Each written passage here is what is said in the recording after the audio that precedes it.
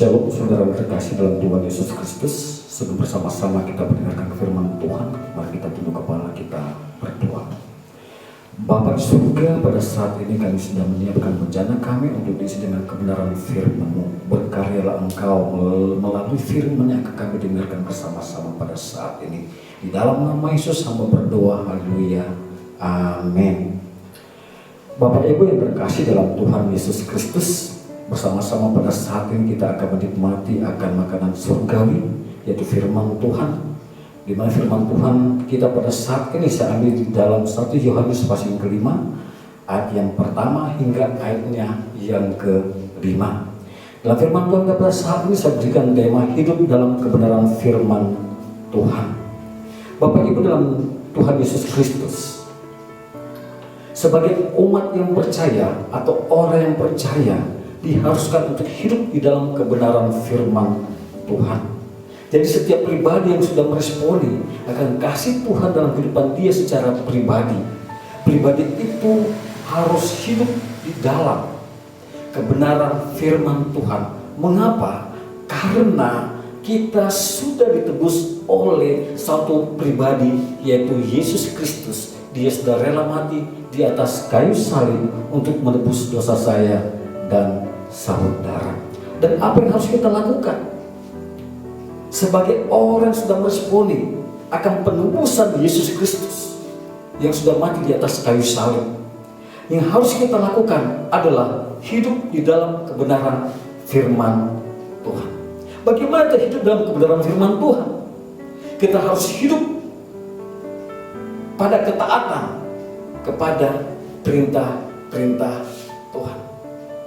Ketaatan pada perintah-perintah Tuhan dicatat pada ayat yang kedua dan ayat yang ketiga dalam pembacaan firman Tuhan kita pada saat ini. Kalau pada ayat yang kedua dikatakan, inilah tandanya bahwa kita mengasihi anak-anak Allah, yaitu apabila kita mengasihi Allah serta melakukan perintah-perintahnya. Ayat yang ketiga, sebab inilah kasih Allah, yaitu bahwa kita menuruti perintah-perintahnya. Jadi saat kita melakukan akan perintah-perintah Tuhan, mewujud nyatakan dalam kehidupan kita sebagai pengikut-pengikut Kristus, bahwa kita hidup taat di dalam Tuhan. Ini satu tuntutan dalam kehidupan setiap orang yang percaya, bahwa harus taat kepada perintah-perintah Tuhan. Kalau kita melihat pada ayat yang ketiga, ada satu kata menuruti. Berarti kita harus menuruti akan perintah Tuhan dalam kehidupan kita sebagai orang yang percaya. Orang yang hidup dalam kebenaran firman Tuhan adalah orang yang taat kepada perintah Tuhan. Bagaimana orang yang taat atas perintah Tuhan? Orang tersebut adalah penurut perintah Tuhan. Orang yang menuruti akan perintah Tuhan, orang itu dikatakan penurut perintah Tuhan. Orang yang menuruti akan perintah Tuhan adalah orang yang hidup di dalam firman itu. Orang yang hidup di dalam kebenaran firman itu. Karena apa? Dia menuruti akan perintah Tuhan. Tetapi Bapak Ibu yang terkasih dalam Tuhan Yesus Kristus, sebagai penurut firman Tuhan, benar-benar kita memperlihatkan akan penurutan kita kepada Tuhan melalui pengaplikasian hidup apa yang dikatakan oleh kebenaran firman Tuhan dalam kehidupan kita. Jadi tidak hanya berkata saya penurut firman Tuhan, tetapi di saat kita mendengarkan atau kita membaca firman Tuhan dan menemukan akan apa yang harus kita aplikasikan dalam kehidupan kita, kita harus melakukannya.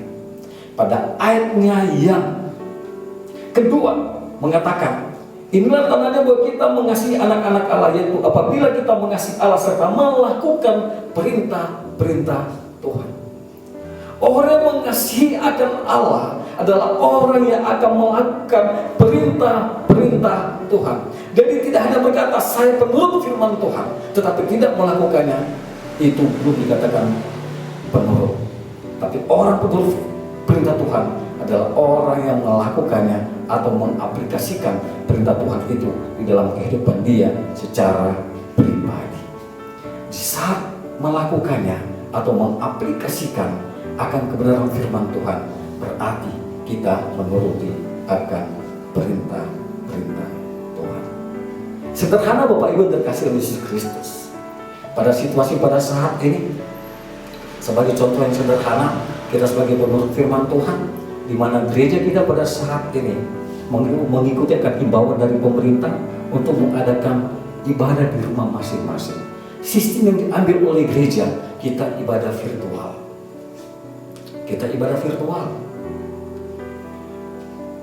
Di saat kita melakukan akan ibadah virtual di rumah masing-masing dengan mengikuti apa yang sudah disepakati, yaitu memakai media internet sebagai media ibadah kita, di mana bisa kita mengikuti secara disiplin dalam ibadah itu.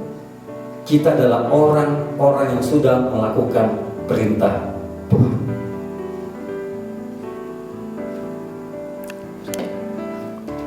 Yang kedua, orang hidup dalam kebenaran firman Tuhan, imannya hanya terpaut kepada Tuhan Yesus Kristus. Kalau kita melihat pada ayat yang keempat dalam pembacaan kita akan melihat sini, sebab semua yang lahir daripada Allah mengalahkan dunia, dan inilah kemenangan yang mengalahkan dunia, iman kita. Sebagai orang yang percaya kepada Tuhan Yesus Kristus, iman kita hanya terpaut kepada Dia, bukan terpaut kepada yang lain, tetapi hanya kepada Tuhan Yesus Kristus. Orang yang hidup dalam kebenaran firman Tuhan adalah orang yang mengandalkan akan Tuhan Yesus Kristus dalam kehidupan dia secara pribadi. Yang dituntut oleh firman Tuhan dalam kehidupan kita, atau dituntut oleh Yesus dalam kehidupan kita, kalau kita berkata bahwa kita mempunyai iman kepada Dia, yang dituntutnya adalah mengalahkan dunia. Masih dikatakan pada ayat yang keempat, sebab semua yang lahir daripada Allah mengalahkan dunia. Yang Allah tuntut dalam kehidupan kita, mengalahkan dunia. Bagaimana mengalahkan dunia? Mengalahkan pengaruh-pengaruh dunia. Jadi kita harus ada kemampuan untuk mengalahkan akan setiap pengaruh-pengaruh dunia dalam kehidupan kita. Bagaimana caranya kita mengalahkan dunia itu? Hanya dengan iman kepada Tuhan Yesus Kristus. Tidak ada yang lain caranya kita mengalahkan dunia, hanya kepada iman. Berjalan di dalam iman, Tuhan tidak akan membiarkan kita. Tuhan akan berserta dengan kita. Dia akan memberikan kita kemampuan untuk menghadapi segala sesuatu. Dia akan memberikan kita kemenangan untuk menghadapi segala sesuatu. Karena Dia tidak akan membiarkan kita. Dia bersama-sama dengan kita. Saudara terkasih dalam Tuhan Yesus Kristus, pada saat ini, di tengah-tengah pandemi virus corona, iman kita sedang diuji. Iman kita sedang diuji. Sampai di mana batas kemampuan kita untuk menghadapi akan hal ini, dan sampai di mana kebergantungan kita kepada Tuhan untuk menghadapi akan wabah virus corona ini. Suatu virus yang membawa suatu kepanikan kepada setiap orang, membawa suatu ketakutan kepada setiap orang. Bapak Ibu yang terkasih dalam Tuhan Yesus Kristus, tidak hanya kepada orang yang tidak percaya, tetapi kepada orang yang berkata pengikut Tuhan Yesus Kristus, saya akan percaya, ada satu ketakutan juga menghadapi akan pandemi virus corona. Mengapa? Karena virus adalah virus yang sangat ganas, virus yang mematikan, yang vaksinnya belum ada hingga pada saat ini. Tetapi Bapak Ibu yang terkasih dalam Yesus Kristus, sebagai pengikut Tuhan yang beriman kepada Dia, kita harus menyatakan akan iman kita bahwa kita adalah pengikut-pengikut Kristus. Bagaimana kita akan menyatakan iman kita kepada Dia dan memperlihatkan kepada dunia bahwa kita adalah pengikut-pengikut Kristus? Apakah kita akan memperlihatkan satu ketakutan kita di dalam wabah atau pandemi virus corona? Sebagai orang yang percaya, Jika kita berkata takut, itu wajar. Tapi jangan biarkan ketakutan itu menggerogoti akan iman kita. Jangan biarkan ketakutan itu akan membawa kita jatuh, membawa kita jauh daripada Tuhan. Tapi sekiranya dengan adanya wabah virus corona akan membawa kita semakin bergantung kepada Tuhan, akan membawa kita semakin berharap kepada Tuhan, memperlihatkan bahwa kita adalah anak-anak Tuhan yang mempunyai iman kepada Tuhan Yesus Kristus. Karena diharapkan oleh Allah kepada kita mengalahkan dunia. Pandemi virus corona adalah ujian bagi kita yang memang harus kita hadapi. Kita tidak bisa bersembunyi, kita harus menghadapinya. Saudara yang terkasih dalam Yesus Kristus,